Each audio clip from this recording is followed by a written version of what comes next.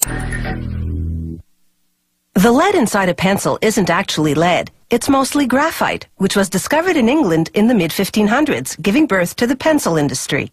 In 1795, a French chemist invented a new type of pencil lead, made of graphite powder and clay fired in an oven, making it possible to produce leads with different hardness.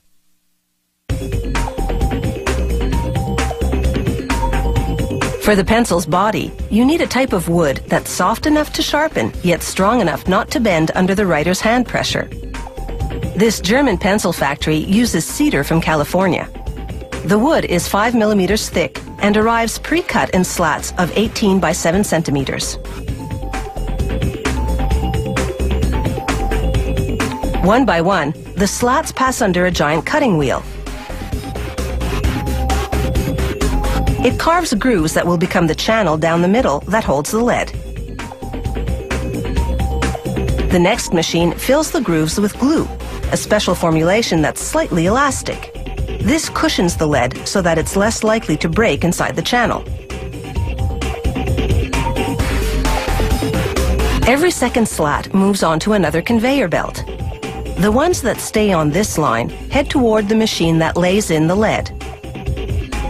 The lead is made of a graphite and clay mixture, baked in an oven at more than 800 degrees Celsius. The lead-laying machine's wheel loads itself with leads. Their spacing matches the grooves in the slats. It's the same process for colored pencils, only the leads are made of wax, clay, and pigments, with no baking required.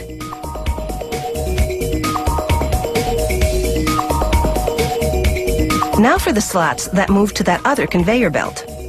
An automated arm flips each one over, slides it across a glue applicator, then drops it onto a leaded slat on the other conveyor belt.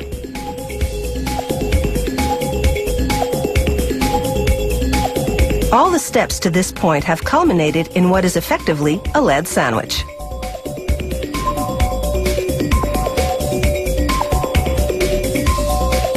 Now a plunger squeezes those sandwiches together with a full ton of pressure. It compresses them for an hour while the glue dries. After that, it's just a matter of slicing the sandwiches into pencils. This shaping machine makes the hexagonal profile in 2 steps. First, its upper cutter forms 3 sides on top, then its lower cutter shapes 3 sides on the bottom. As soon as the bottom side is cut, the pencils separate.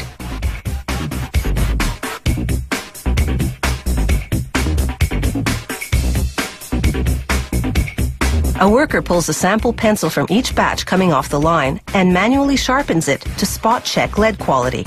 Then he applies force to the tip until it breaks. For a pencil to pass this strength test, it has to withstand at least 2 kilograms of force. Now it's time to dress that bare wood. One at a time, the pencils shoot through a device called a lacquering head. It coats the wood in paint, yellow in this case. It takes 4 coats of paint to completely hide the wood grain. A 5th lacquering head paints a black stripe, this company's trademark. Then a 6th head seals the paint job with a transparent lacquer. From the paint line, the pencils make their way to a stamping machine. At an astounding rate of 500 pencils a minute, the machine heat transfers foil lettering from a plastic film to the painted wood. Last stop, the rubber tip assembly machine. First, it squeezes the top of the pencil to slide on an aluminum ferrule. Then it inserts a rubber eraser into the ferrule's other end and squeezes that tight. European-style pencils have a painted cap instead, the color indicating how hard the lead is. After a coat of transparent sealer, the pencils take a series of dips in the first color, then once that dries, in the second color. The final coat is a high-gloss lacquer. The pencils are finally ready to roll across a grinding drum for sharpening.